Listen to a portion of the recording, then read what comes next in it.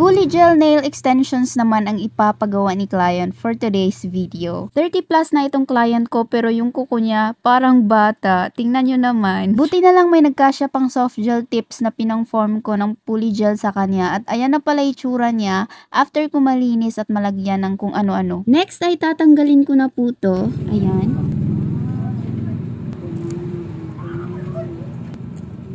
Kahit di pa ako tapos niyan, natutuwa talaga si client dyan. Huy! So, ayan, kinat ko lang ng naaayon sa gusto niyang shape at haba. Tapos, ayan, nagdagdag lang ako ng gel sa ibabaw para magkaroon ng apex at mas magiging matibay ang pundasyon. Char, pundasyon.